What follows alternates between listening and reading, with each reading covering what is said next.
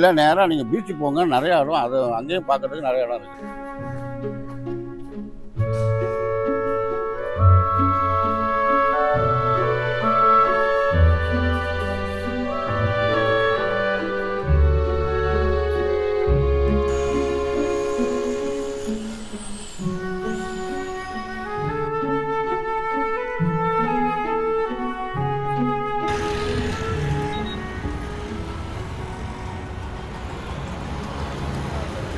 சொந்த ஊர் பிறந்ததெல்லாம் மெட்ராஸ் தாம்மா.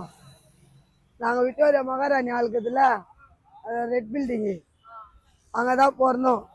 எங்கள் பிள்ளைங்களாம் அங்கே தான் பிறந்தது. எங்கள் பூர்வீகமே அங்கே தான். எங்கே இருக்கிறவங்கள சென்னையில் தாம்மா வந்து போய்க்கணும். நாங்கள் போய் எந்த ஊர்லேயும் போய்க்க முடியாதும்மா. அவங்க வந்து போய்க்கலாம். வாய வச்ச ஊருமா இது. 12 வயசில் மெட்ராஸ்க்கு வந்தேன். எனக்கு திருமணம் ஆச்சு. திருமணம் ஆனவுடனே குழந்தை குட்டிங்கெல்லாம் பெற்றேன். அதுக்கு பிற்பாடு வீடு வாங்கி கல்யாணம் பண்ணி குழந்தைங்கள்லாம் கட்டி கொடுத்தேன். எங்கள் வீட்டில் இறந்து 1.5 வருஷம் ஆகுது இறந்து. இப்போ நான் தனியாக தான் இருக்கிறேன். தனியாக இருந்தாலும் ஆண்டவர் கிருபையால இருக்கிறேன். நான் குழந்தை குட்டியெல்லாம் 3 பசங்க இருந்தாலும் எனக்கு யாரும் என்னை பார்க்கல. மெட்ராஸ் வந்த பிறகு என் வாழ்க்கை மாறிச்சு. ஆனால் இப்போ நம்ம கஷ்டப்படுறேன். ஆமாம், மெட்ராஸில் தான். வேறு எங்கேயும் போகிறதுக்கு எனக்கு வயது கிடையாது, யாரும் இல்லையே. అక్కడ చెన్నైలో ఉంది మయ వస్తే వీటి వాసి ఇల్ల రోడ్లంతా పడుకోరాం మేము. అక్కడ ఇంటి లేదమ్మా. అక్కడ ఇంటి ఇంతే మేము అక్కడ వచ్చాము చెప్పు. మేము ఎక్కడ తిరిగి అల్ల ఊరు తిరిగి ఒక్కడ மெட்ராஸில் కూర్చోదాన్ని.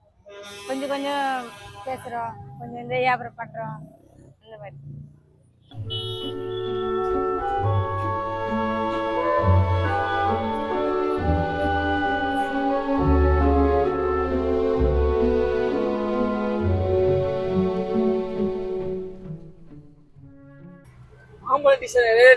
டிக்கெட் வாங்கிட்டு இங்கே வந்து இறங்கினேன். பெரிய கதை அது. மாம்பழம் ரயில்வே ஸ்டேஷன்ல இதுக்கு பீச்சுக்கு போக டிக்கெட் வாங்கினேன், ஜெப்பாக் போக டிக்கெட் வாங்கினேன். வண்டி ஏறினதுக்கு அப்புறம் வந்து 2-3 ஸ்டாப் ஆனதுக்கு அப்புறம் செக்கிங்க்கு வந்தாங்க. எனக்கு இதெல்லாம் டிக்கெட்லாம் கேட்கவே இல்லை. சரி நம்ம காமிக்கிறது கடமை இல்லை அப்படின்னு சொல்லி நான் டிக்கெட் காமிச்சேன்னா அவங்க வந்து தப்பு, இது நீங்க தப்பான ட்ரெயின் ஏறிட்டீங்க, இது ஃபர்ஸ்ட் கிளாஸ், நீங்க வாங்கிட்டு டிக்கெட் செகண்ட் கிளாஸ்ன்னு சொல்லி வண்டியில இருந்து இறக்கி ஃபைன் கட்ட வச்சாங்க. எவ்வளவு போட்டாங்க? 285 ரூபாய். 285 ரூபாய். அதுக்குதான் டிக்கெட் தன்வினை தன்னை சூடுன்றது. நீ பாட்டு சிவனே நீ இறங்கும் போது டக்கு டிக்கெட்டை கொடுத்துட்டு கம்முன்னு இறங்கிட்டு இருந்தனா அவன் பாட்டு விட்டுருப்பான். இல்லையா, நீ சிவனே கம்முன்னு உட்காந்துதான் உன்னை பார்த்தாலே சரி இன்னசென்ட்டா தெரியுது, இந்த பாப்பா கரெக்டா எடுத்துக்கணும்னு சொல்லிட்டு அவனே விட்டுருப்பான். சோ என்ன ஆச்சு, நம்ம ஓவரா பந்தா பண்றோம்னு சொல்லிட்டு நீ ஸ்ட்ரைட்டா போன. அங்க வந்து ஒரு 5-6 பேரை நிறுத்தி வச்சாங்க இதே காரணத்துக்கு. கேட்டா எல்லாருமே வந்து பாஷை தெரியாதவங்க, இதெல்லாம் டிக்கெட் படிக்க வராதவங்க. அவங்க இப்போ டிக்கெட் நம்ம வந்து காசு கொடுன்னு வச்சுக்கேன், அவங்க கேட்கணும் ஃபர்ஸ்ட் கிளாஸ் வேணுமா இல்ல உங்க செகண்ட் கிளாஸ் வேணுமான்னு சொல்லிட்டு. அவன் வேலை செய்யறதே திமுறா செய்வானா, அவங்ககிட்ட நம்ம என்ன கேட்கறது?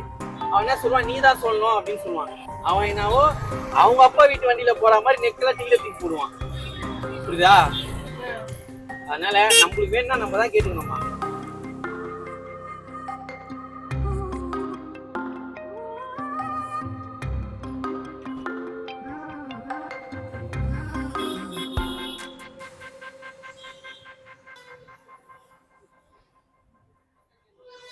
ஆமா, நான் சென்னை தான். அது ஒரு காலமா ஜாலியா இருந்துச்சு. ஸ்கூலுக்கு போய் பண்ண இப்போ எப்படின்னா ஸ்கூல்ல பார்த்தா ஒரு ஃபீலிங் வருது. ஐயோ மிஸ் பண்ணிட்டேன். நான் வந்து 8th நின்ட்டேன். நான் படிச்சிருந்தா 12th. ஸ்கூலில் இப்போ ஸ்கூலை பார்க்கும்போது ஒரு ஸ்கூல் நின்ட்டு ஒரு ஃபீல் ஆகுது. அவ்வளோதான். எனக்கு 18 வயசு ஆகுது. சென்னையோட எப்படின்னா இப்போ இந்திக்காரங்களாம் வராங்களே வேலைக்கு, இப்போ சென்னை சேர்த்துக்கிறாங்களா. இப்போ நம்ம தமிழ் ஆளுங்க வந்து இந்திக்காரங்க நாட்டுக்கு போனால் நம்ம சேர்த்துப்பாங்களா? சேர்த்துக்க மாட்டாங்கல்ல. நாளைக்கு அவனுக்கு கீழே கொஞ்சம் நம்மள தூக்க முடியும், சென்னைக்காரன் தூக்க முடியும். இதே அவங்க ஊரில் போய் ஊருக்கு வந்தால் யாரோ போவாங்க. அதுதான் சென்னையுடைய பாரம்பரியமே. அதான் பேசுறது புரியுதா? இப்போ வெளி இடத்துல இருந்து யாருன்னா வந்தாங்கன்னா அவங்களுக்கு ஹெல்ப் பண்ணலாம், அப்படி கூட பண்ணலாம். எங்களுக்கு இதுக்கு யாரும் எதுவும் ஹெல்ப் பண்ணது கிடையாது. இன்னும் எங்கள் வீட்டில் யாரும் பேசல. எங்கள் அக்கா எங்கள் அண்ணன் யாரும் 1 வருஷம் ஆகுது. எங்கள் அம்மா 2-3 வருஷம் ஆகுது. அது வந்து யாரும் பேசல. वही खाना खर्चा चलता रहा है, फैमिली नहीं, फैमिली उधर ही है। अगर 1 साल में 2 बार 3 बार ऐसे कोई इमरजेंसी पड़ जाए तो तब चलेगा। गर्मी तो लगती है, अब आदत सी पड़ गई है। नहीं, इधर फैमिली को रखने की जगह नहीं है ना, रूम वगैरह महंगा मिलता है, 2-4 लड़के रहते हैं हम एक ही रूम में, 2-4-5 साल और देख रहे हैं काम करके। फिर अपने घर पे बैठना बच्चों के संग में, बच्चे हैं बराबर के।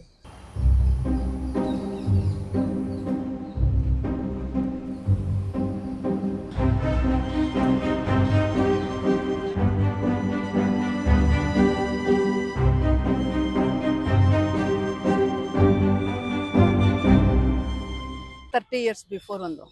இல்லை மேரேஜ் ஆகி அப்புறம் பிஸ்னஸ்க்காக வர வேண்டிய தேவை இருந்தது. இங்கே வந்ததுக்கப்புறம் தான் எனக்கு ஃபஸ்ட்டு கல்யாணம் ஆயிருக்குன்ற ஃபீலே வந்தது. ஏன்னா ஃபுல்லாக அவர் கூட இருக்கேன் இல்லை, அது ஒன்று. எனக்கு வந்து பார்த்தீங்கன்னா ரொம்ப சின்ன ஒரு பாலக்கோடுன்ற ஒரு ஊரில் பிறந்தேன். அங்கே வந்து சைக்கிள் கற்றுக்கிறதுக்கோ செய்யறதுக்கோ எல்லாம் வெளியே அலோவ் பண்ண மாட்டாங்க லேடிஸை. அதனால இங்கே வந்து ஒரு வித்தின் ஒரு 1 மந்த்லேயே எனக்கு நல்லா புரிஞ்சு போச்சு, இங்கே வெஹிக்கிள் எதுவும் பண்ணலன்னா நம்மளால சர்வே பண்ண முடியாதுன்னு முடிவு பண்ணிட்டேன். அப்புறம் மெல்லமாக சைக்கிள் கற்றுக்கிட்டேன், அப்புறம் 2 வீலர் கற்றுக்கிட்டேன். பிக்கப் அண்ட் ட்ராப்பிங் எல்லாமே குழந்தைங்களோடது எல்லாம் ஆல் டுகெதர் நானே மேனேஜ் பண்ணி பார்த்துக்கிட்டேன். இது எப்பவும் ஃபாஸ்ட் லைஃபாக தான் இருக்கும். இதை வந்து நம்ம இம்ப்ரூவ் பண்ணணுன்ற நினைக்கிற அளவுக்கு அந்த ஸ்டேஜில் இல்லை, ஃபினான்சியலும் சரி சவுண்ட் வைஸும் சரி. ஸோ அதனால வந்து நாம் இந்த ஃபாஸ்ட் லைஃபுக்கு தகுந்தாப்புல மாற்றிக்கிறது இன்னும் பெட்டராக இருக்கும். சேஞ்ச் ஆகணும்னு நினைக்கிறேன். ஆனால் அந்த பொசிஷனில் இருக்கிறவங்களுக்கும் அதில் இருக்கிறவங்களுக்கு மட்டும்தான் சேஞ்ச் பண்ணணும்னு நினைச்சாங்கனாலும் இம்ப்ளிமெண்ட் பண்ண முடியும். ஈவன் என்னுடைய சைல்டுஹுட் பீரியடில் படிக்கணும்னு டிகிரி ஒன்று முடிக்கணும்னு சொல்லிட்டு ரொம்ப தூரம் ஆசைப்பட்டு கேட்டேன். எங்கள் அப்பாவுக்கு 3 பெண் குழந்தைங்க, ஒரு பையன். அவருக்கு வந்து financial headmaster, school headmaster. So அவர் காலேஜ் சேர்த்துறேன்னு சொல்லிட்டு ரொம்ப என்கரேஜ் பண்ணார் படிக்கிறதுக்கு. ஸ்கூல் ஃபஸ்ட்டு வாங்கினேன், மேக்ஸ் குரூப்பே தான் எடுக்கணும்னு நினச்சேன். மேக்ஸ் குரூப் எடுத்தேன், ஸ்கூல் ஃபஸ்ட்டு வாங்கினேன் மேக்ஸில். அப்புறம் ஒரே ஒரு வார்த்தை சொல்லிட்டாரு, அந்த பணம் இருந்தால் எனக்கு உங்கள் கல்யாணத்துக்கு ஆகுமா, என்னால் அனுப்பி படிக்க முடியும்ல அப்படின்னு. ஏன்னா இவன் வந்து பாலக்கோடில் காலேஜ் கிடையாது, தர்மபுரி போகணும் அப்படின்னு அந்த வார்த்தை சொன்னதும் அந்த டிகிரி முடிக்கணுன்ற அந்த வெறி வந்து அப்படியே பந்த் ஆயிடுச்சு. சென்னை வந்ததுக்கப்புறம் குழந்தைங்களுக்கு ஹிந்திக்காகன்னு சொல்லிட்டு மெல்லமாக ஸ்டார்ட் பண்ணோம். ஹிந்தி குழந்தைங்களுக்கு சொல்லிக் கொடுக்க வேண்டிய கட்டாயம்னு. அப்புறம் மெல்லமாக ஹிந்தி டியூஷன் போக ஆரம்பித்தேன். அதில் வந்து பிஏ டிகிரி வாங்குறதுக்கு வாய்ப்பு இருக்குன்னு தெரிஞ்சோடனே எல்லா எக்ஸாமுமே படித்து பாஸ் பண்ணி டிகிரி வாங்கினேன். அந்த பழைய டிகிரி வாங்கணுன்ற அந்த வெறி வந்து சென்னை வந்ததுனால ஃபுல்ஃபில் ஆச்சு. சென்னைக்கு வந்து 90 படிக்கிறதுக்கு டாக்டர், என்னுடைய எம்எஸ் படிக்கிறதுக்கு மெட்ராஸ் வந்தேன். அப்புறம் எம்சிஹெச் படிக்கிறதுக்கும் மெட்ராஸ் வந்தேன். ஸோ மெட்ராஸில் வந்துட்டு இங்கேயே அப்படியே இருந்துட்டோம். டெஃபினட்டாக மாறி இருக்கு. ஏன்னா we have come from a village. So இங்கே வந்ததுனால டெஃபினட்டாக சேஞ்ச் இருக்குது. பசங்க படிக்கிறதுக்கு பெட்டர் ஆப்பர்ச்சுனிட்டிஸு. இங்கேருந்து வந்து இப்போ ஃபாரின் போகிறதுக்கோ அல்லது ஹையர் ஸ்டடீஸுக்கு போகிறதுக்கோ the advantages are there in being in Chennai. So எந்த ஃபீல்டுனாலும் சென்னையில் வந்து பண்ணலாம். எப்படி வந்தாலும் அவங்க வந்து பொழைச்சிக்குவாங்க சென்னைக்கு வந்தாக்கா. அந்த ஒரு இது இருக்குல்ல, அதனால தானே இவ்வளோ மக்கள் வர்றாங்கல்ல. எனக்கு ஆஸ் யூஷுவல் தான். ஒன்று ஹவுஸ் ஒய்ஃபு, 2 குழந்தைங்க. அவங்கெல்லாம் பெரியவங்களாகிற, ஸ்கூல் முடித்து காலேஜ் முடித்து எல்லாம் வெளியில் போகிற வரைக்கும் அவங்கள பார்க்குறதுக்கு வீட்டு இது.